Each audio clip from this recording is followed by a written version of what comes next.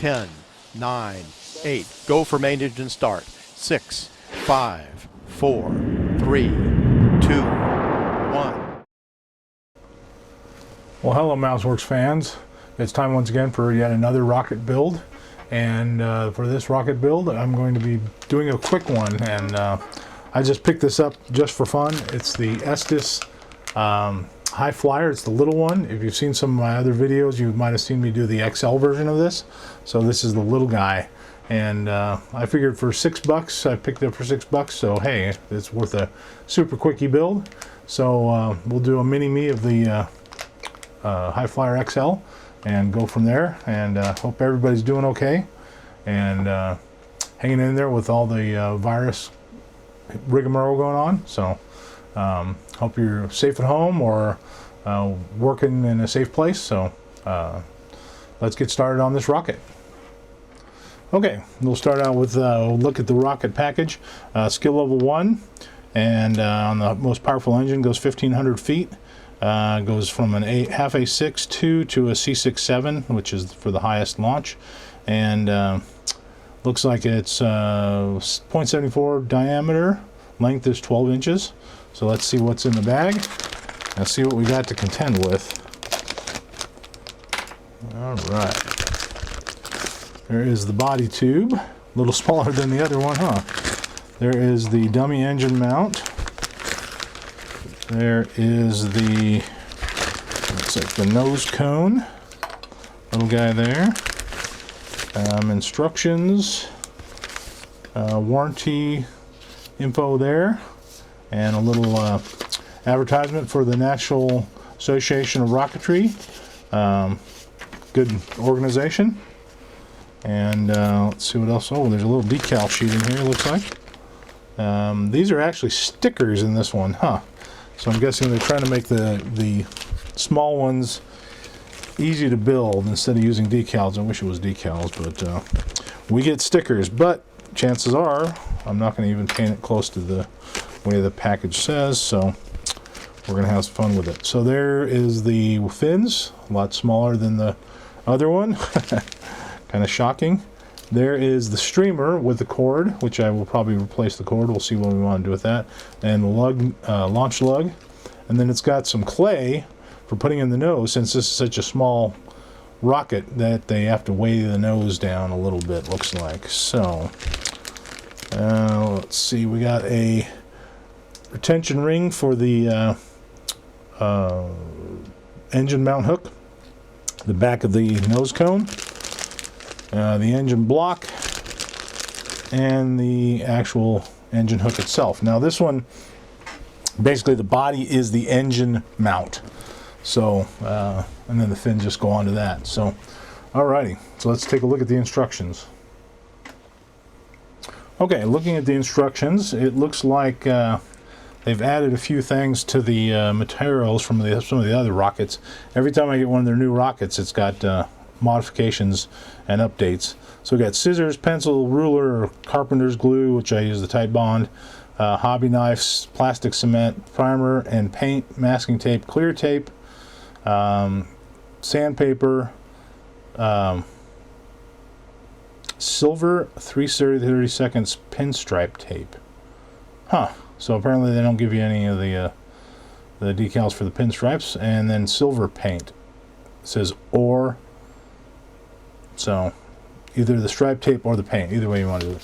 So we've got body tube, cone, all the stuff that we just went through. It's a streamer recovery. I might put a little tiny parachute in there, a little 6-inch. That might be kind of cute. Tube marking guide and the actual pocket for the shock cord are actually one in the other. So you cut out one, then you cut out the other. And hopefully, which is not the case, they won't cut out important things. Yeah, I don't know why they do that. Sometimes they don't. So you need to be careful of how you cut that out, and because you're going to lose some of this. So anyways, sanding the fins, marking the fins and the launch lug, doing the fake engine or the dummy engine, putting in the hook, putting on the fins, 3 fins, so it's pretty easy. Launch lug, and the pocket for the shock cord, and the streamer, and how to fold up the streamer. Okay, so should be a straightforward build, so let's get started on it. Okay, first step, instructions are showing putting that whole little block of clay in the nose. It's amazing that it's going to use that whole block, but we'll go ahead and put that in there. So the clay that Estes gives you is kind of nice because it's really sticky. It's a little more sticky than regular non-drying clay, although you can still use that. But this is made so it will stick into the end of the nose cone and not back off. So what we're going to do is we'll roll it into a little snake here, and then we will pack it in there. So we'll get it to go all the way down to the end. And let's take a, let's see, actually, let's take this little guy here that I've got, and we'll just pack it down into the end of the nose cone. You want this as far down as you can.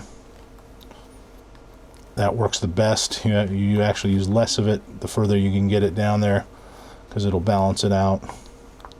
So I'm just tamping it down in the end of the cone. So we will finish tamping it down, go to the next step. Okay, now that I've got the clay all tamped down in there, I got to cap it off with this little piece here. Now this is a pretty important piece, so we got to make sure it's really secure. So I'm going to use the plastic model cement like they suggest. But what I'm going to do is I'm going to actually roughen up the inside, and you can use just a piece of sandpaper. I have a Dremel here that's going to make life a lot easier. So we're just going to roughen up without sanding all the way through. That right there, and maybe a little around here.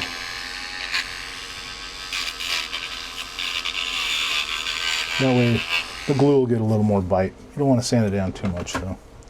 Okay, we got our plastic model cement here. I'm going to actually, let's apply it to the cone. And go all the way around.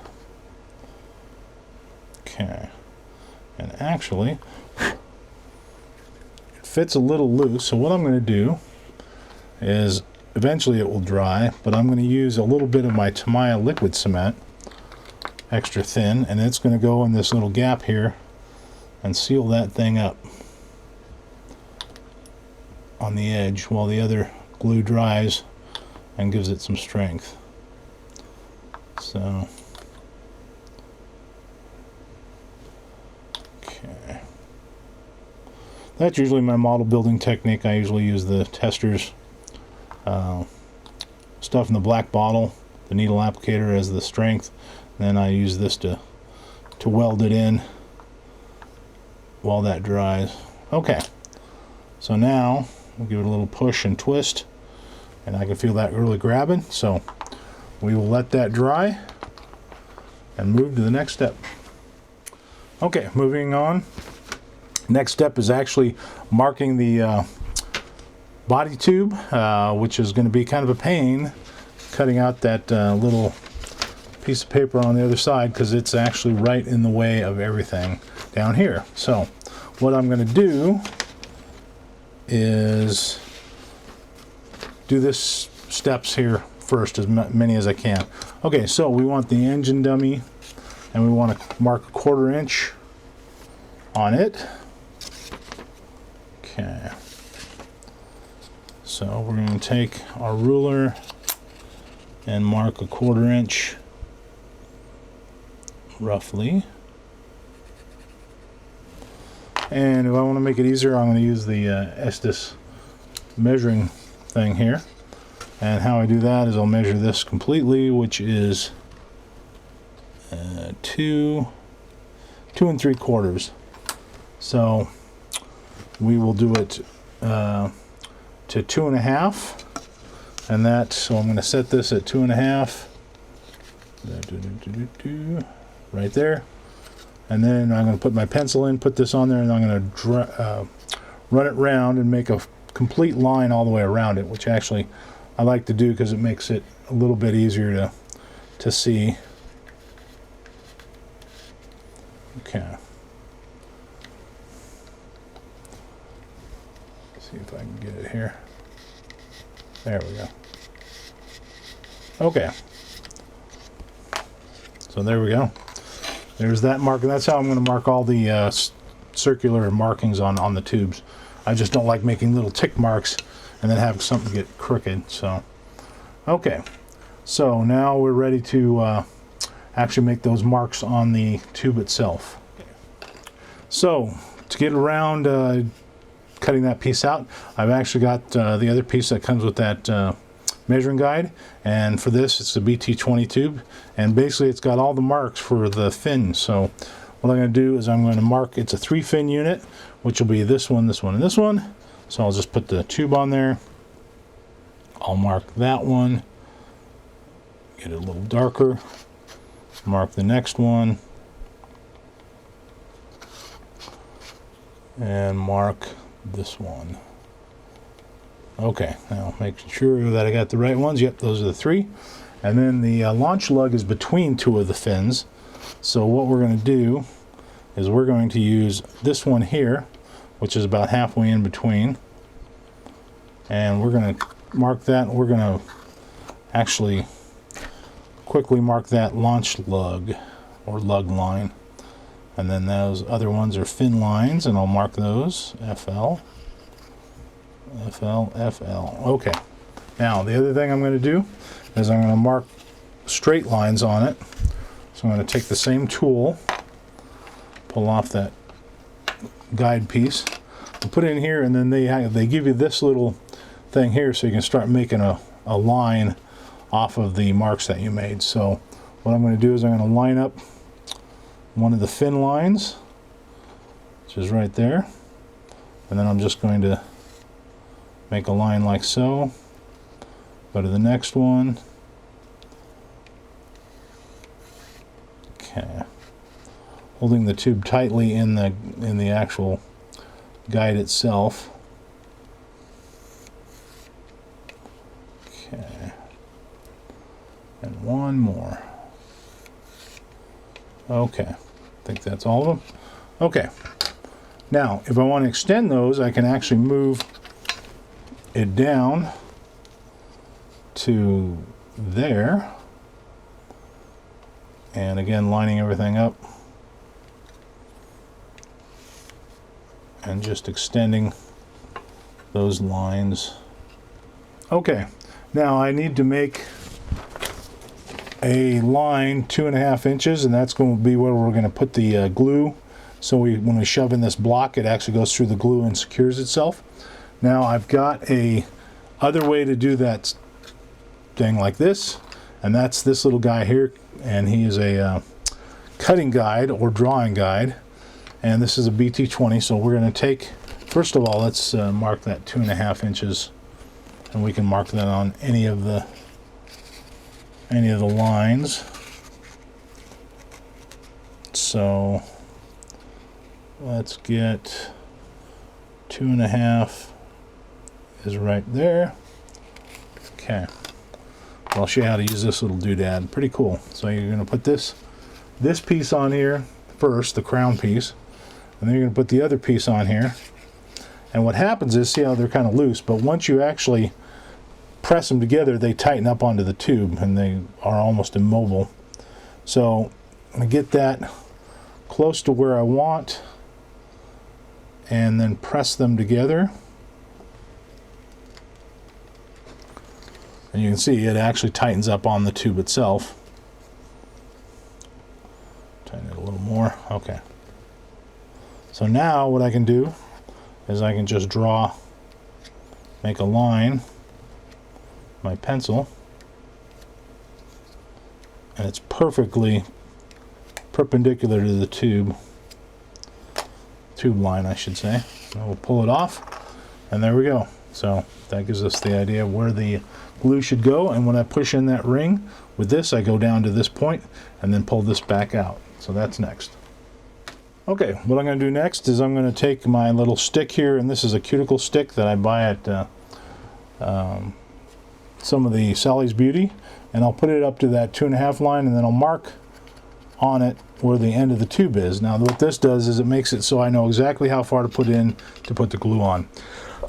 And that way I won't go too far. So now we've got some carpenter's glue here. Now we're going to take that stick, pick up some of that, go into that end there where it's actually the mark on the stick, and we're going to just smear the glue around. Be kind of healthy with it, because when this piece goes in there, the more glue you have, actually the smoother it'll slide. The less it'll get caught. So now we're ready to put this into that point, and we got to move pretty quickly, otherwise it'll just freeze up and then you'll be stuck. So we put that in there like so, put the tube in here like so, and we push it all the way down. It's already getting slow, and then right to that point, and then pull that back out, and then now it's set. You can double check it, put it back in there. Okay, and we're going to let it dry just that way. Okay, now we need a 1-inch line from the back. We'll mark that, and then use our little ring, and we will put it to the 1-inch line, give it a push, mark it round,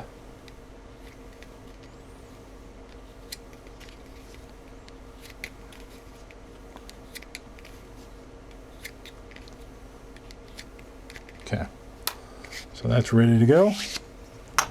Okay, and the next step is,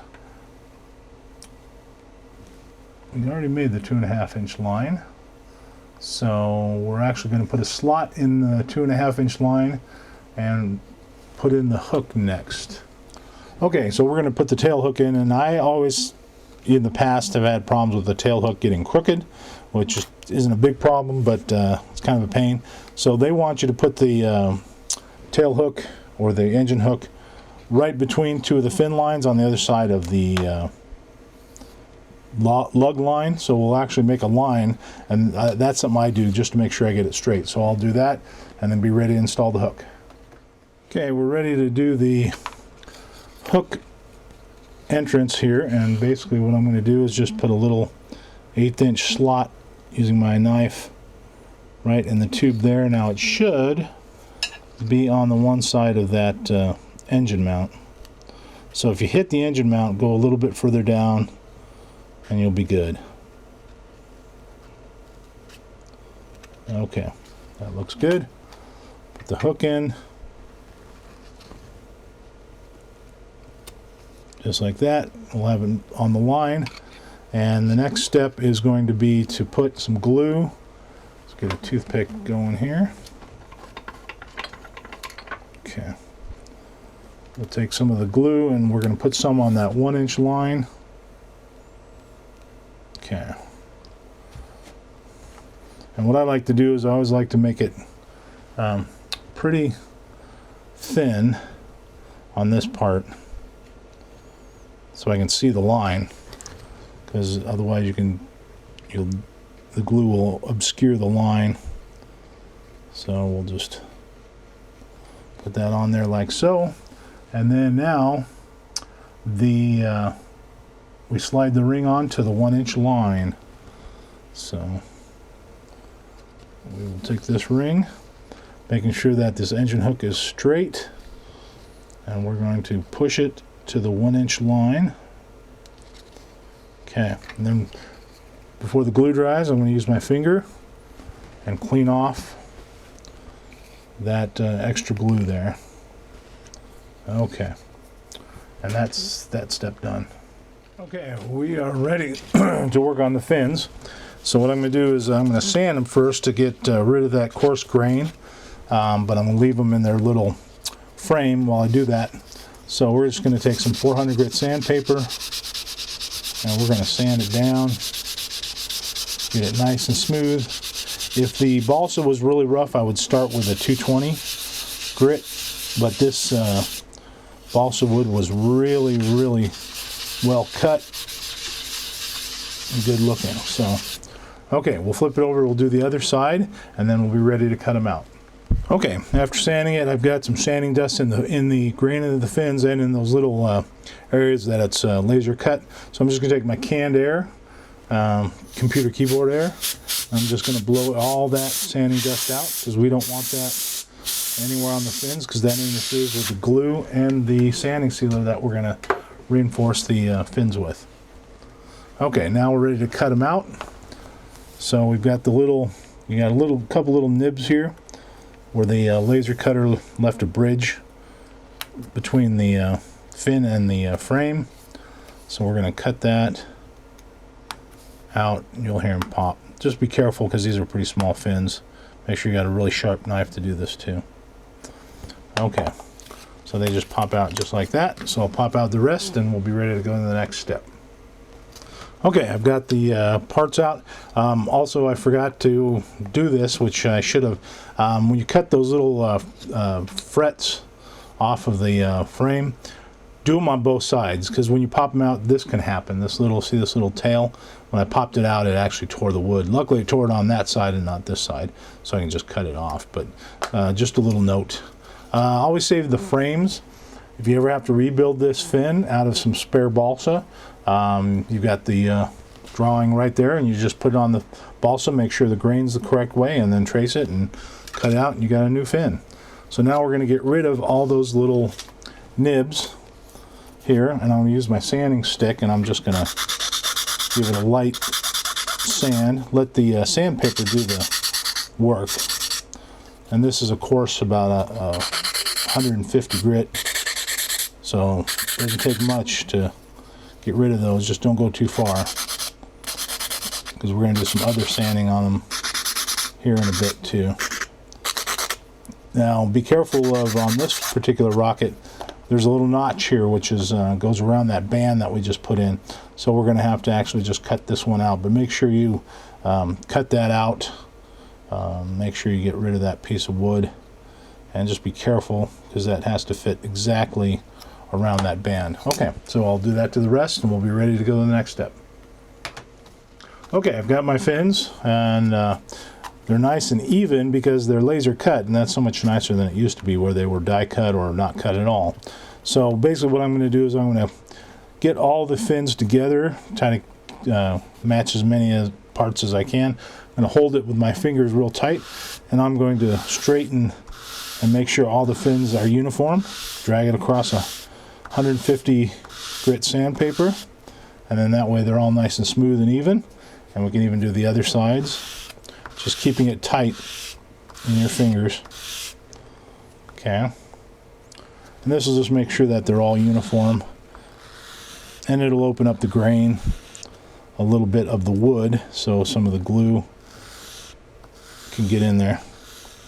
Okay, they are all smooth and straight, and it's time to go to the next step, which is actually what we want to do is we want to take this edge here and we want to make it rounded over. So to make it even, there's a little trick I do. I take a green Sharpie and I make sure that you're doing it on the right side, and I'll mark the edge green like so. I'll do that on all of them here. And the reason I do this is so when I sand that edge, I can sand from both sides and make sure that the leading edge of it is right in the middle, instead of it being kind of wonky where it goes like that. So you want it as centered as possible. So we're just going to take the sandpaper or sanding stick and go about a 45-degree angle. And I'm going to sand that down. You can see it's starting to make the line disappear. Then I'll work the other side a little bit.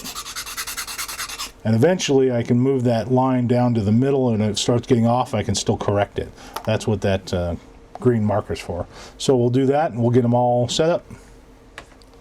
Okay, your fins should look something like that now. You can see that little tapered edge, and there's no more green line, or if there is, it's right in the middle.